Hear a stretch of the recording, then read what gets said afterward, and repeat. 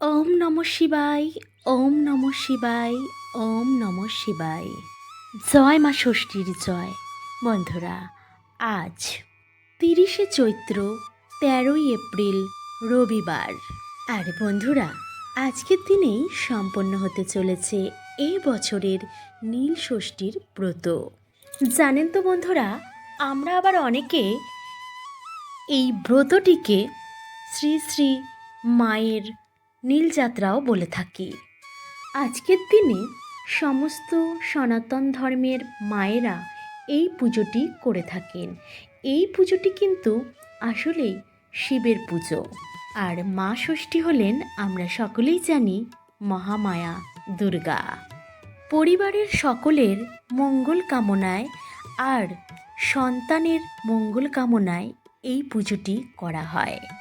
বন্ধুরা, আপনারা যদি নীল ষষ্ঠীর ব্রতটি রাখেন, বলতে চাইছি উপোস করেন, তাহলে নীল ষষ্ঠীর ব্রত কথাটি শ্রবণ করবেন। যদি কোনো ব্যক্তি কোনো কারণে এই নীল ষষ্ঠীর ব্রতটি না করতে পারেন, শুধুমাত্র নীল ষষ্ঠীর ব্রত কথাটি শ্রবণ করে ভগবানের উদ্দেশ্যে সন্ধ্যাবেলায় একটি প্রদীপ প্রজ্বলন করেন, জানেন তো বন্ধুরা, এটি করলেও এই ব্রতের পুণ্য ফল অনেকাংশে লাভ করা যায়। আর আজকের দিনে আপনি যতবার এই ব্রত কথাটি শ্রবণ করবেন, আপনি নিজের মন থেকেই পরম শান্তি অনুভব করবেন। আর হ্যাঁ বন্ধুরা, নীলের ঘরে বাতি জ্বালানোর পর এই ব্রত কথাটি অবশ্যই শ্রবণ করবেন। বন্ধুরা, আবারও আমি আজ একটি কথা বলি, যেটি আমি সব সময় বলে থাকি। যে কোনো ব্রত আপনারা পালন করেন না কেন, সেই ব্রতের ব্রত কথাটি অবশ্যই শ্রবণ করবেন।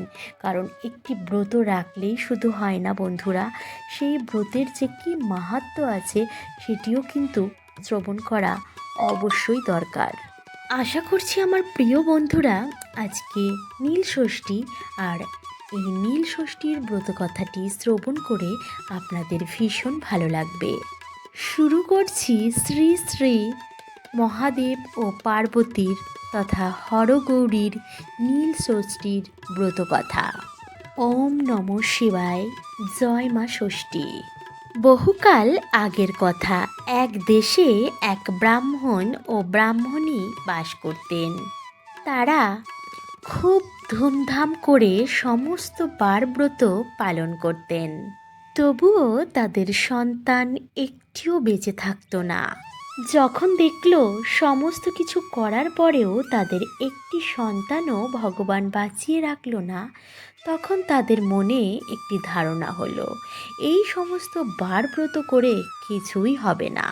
আসলে সমস্তটাই মিথ্যে, সমস্তটাই ভ্রান্ত। তাদের ঠাকুর দেবতার প্রতি বিশ্বাস চলে যেতে লাগলো। তারা এটা বুঝে উঠতে পারছিল না কেন তাদের সাথে এমনটা হচ্ছে। আসলে ভাগ্যে যা লেখা থাকে সেটিই হয়। ভাগ্য তো আর বড় হয়ে মানুষের লেখা হয় না, ভাগ্য সেই জন্ম থেকেই নিয়ে আসে। আর তাদের দুজনের ভাগ্যেই সন্তান কামনার যে একটা ভাগ্যরেখা থাকে, সেটি ছিল খুবই স্বল্প, খুবই খারাপ। আর ঠিক সেই কারণেই তাদের সঙ্গে এটি বারবার হচ্ছিল। ফলে স্বভাবতই তারা বিষণ্ণ হয়ে পড়ে, তাদের মন খারাপ হতে শুরু করে দেয়। আর তারা দুজনে মিলে স্থির করে এই স্থানে তারা আর থাকবে না, বরং তারা দুজনে মিলে যে দুঃখ করছিল সেই দুঃখটা না করে দুজনে মিলেই যদি তীর্থে বেরিয়ে যায়, সেটাই সব থেকে ভালো হবে, সব কিছু ভুলে থাকা যাবে। যথারীতি তারা তীর্থে বেরিয়ে পড়লেন। এভাবে তারা নানান তীর্থস্থান ঘুরে ঘুরে একদিন তারা পৌঁছালেন কাশীধামে। সরজু নদীর তীরে তারা উপস্থিত হলেন। সরজু নদীর তীরে এসে ব্রাহ্মণ ব্রাহ্মণীকে বলল, চলো আমরা দুজনে এই নদীর জলে ডুবে আমাদের জীবন শেষ করে দিই। বংশ রক্ষার জন্য যখন আমাদের একটি সন্তানও বেঁচে রইল না, তখন আর আমাদের বেঁচে থেকে লাভ কী? এইভাবে ব্রাহ্মণ এবং ব্রাহ্মণী কাশীর সরযূ নদীর তীরে বা গঙ্গার ঘাটে যখন অত্যন্ত দুঃখের সঙ্গে বিলাপ করছিল, সেই সময় হঠাৎই এক বৃদ্ধা তাদের সামনে উপস্থিত হয়। সেই বৃদ্ধা ব্রাহ্মণ এবং ব্রাহ্মণীর দুঃখ দেখে জিজ্ঞাসা করেন, হ্যাঁ রে, তোরা কাঁদছিস কেন? তখন উত্তরে ব্রাহ্মণী তাকে বলেন, সে কথা তোমায় বলে কি হবে মা, আমরা দুজনে বড় জ্বালায় জ্বলছি।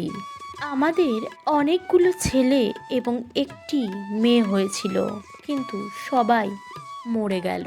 তাই আমরা দুজনেই ভাবছি এই সমস্ত বার ব্রত, ঠাকুর দেবতা সমস্ত কিছুই মিথ্যে। আমরা তো কোনো বার ব্রত বাদ দিইনি, আমরা তো নিষ্ঠার সাথে পুজো করতাম, তাহলে কেন আমাদের সমস্ত সন্তানেরা মরে গেল?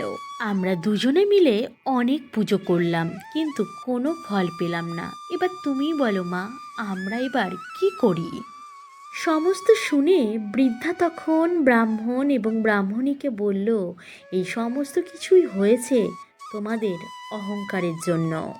শোনো, শুধু বারব্রত পালন করলেই হয় না, ভগবানের ওপর বিশ্বাস এবং আস্থা, ভরসা সব কিছুই রাখতে হয়।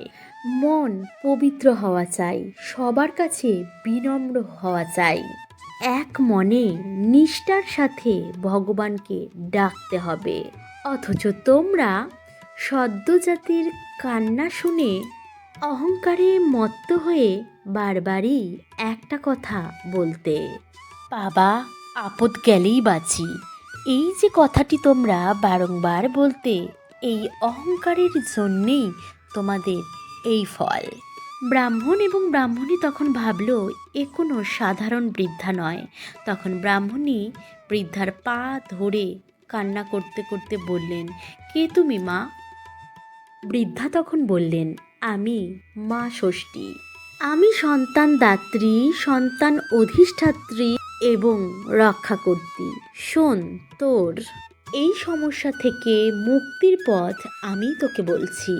এই চৈত্র মাসে সন্ন্যাস করবি এবং ভক্তি ভরে শিবের পুজো করবি। সংক্রান্তির আগের দিন নীলাবতীর পুজো করবি উপোস করে। নীলকণ্ঠ শিবের ঘরে বাতি জ্বেলে দিবি, আর তারপর আমাকে প্রণাম করে জল খাবি। একে বলা হয় নীল ষষ্ঠী। এই কথাটি বলে মা ষষ্ঠী অদৃশ্য হয়ে গেলেন। এরপর ব্রাহ্মণ এবং ব্রাহ্মণী সমস্ত কথা শোনার পর দেশে ফিরে গেলেন। দেশে ফিরে গিয়ে নীলের দিন খুব নিষ্ঠা এবং ভক্তি ভরে নীলের উপোস রাখলেন, নীলের ব্রত করলেন। এর কিছুদিন পরে মায়ের কৃপায় তাদের ঘরে একটি ফুটফুটে পুত্র সন্তান হলো। মা ষষ্ঠীর কথা মতো সেই সন্তানের কিন্তু কোনো অনিষ্ট হলো না। এরপর এই ব্রাহ্মণ এবং ব্রাহ্মণীর যে সমস্ত সন্তান সন্ততি হলো, তারা আর কেউই অকালে মারা গেল না। ব্রাহ্মণ এবং ব্রাহ্মণী তাদের সমস্ত অহংকার পরিত্যাগ করে ভগবানের সেবা করে তারা সুখে এবং শান্তিতে জীবনযাপন করতে লাগলেন। নীল ষষ্ঠী ব্রতের এই মাহাত্ম্য দেখে দেশে দেশে তখন সকল মায়েরা বিশেষ করে এই নীল ষষ্ঠী ব্রত পালন করতে শুরু করলো। বন্ধুরা, এই বিষয়টি অবশ্যই মনে রাখবেন, ঠাকুর দেবতার পুজো করে কখনোই মনের মধ্যে অহংকার বোধ জাগ্রত হতে দেবেন না, বরং ঈশ্বরের সান্নিধ্যে এলে আমাদের সর্বদা বিনয়ী হয়ে থাকাই প্রয়োজন। আর হ্যাঁ বন্ধুরা, বহু টাকা ব্যয় করে বাহ্যিক আড়ম্বর করে আপনি হাজার ব্রত পালন করতে পারেন, কিন্তু আপনার মনে যদি ভক্তি শ্রদ্ধা কিছুই না থাকে, তাহলে এই সমস্ত ব্রত করে কোনো লাভ নেই। তাই বলবো বন্ধুরা, ভগবানের পুজো যখনই করবেন, তাই বিনয়ী হয়ে, বিনম্র হয়ে, ভক্তি শ্রদ্ধা সমস্ত কিছু জ্ঞাপন করে তারপরেই করুন।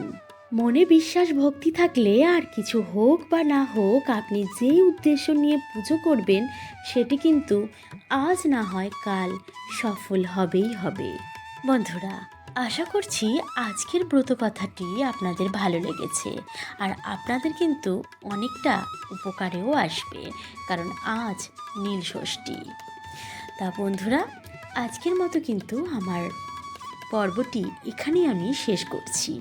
আর হ্যাঁ, আজ যদি কোনো নতুন বন্ধু এসে থাকুন আর আমার ভিডিওটি আপনার ভালো লেগে গেছে, তাহলে অবশ্যই আমার পাশে থাকার অনুরোধ রইল। আবারও দেখা হচ্ছে অন্য কোনো পর্বের সাথে। চলুন, আজকের মতো এই পর্যন্তই। নমস্কার।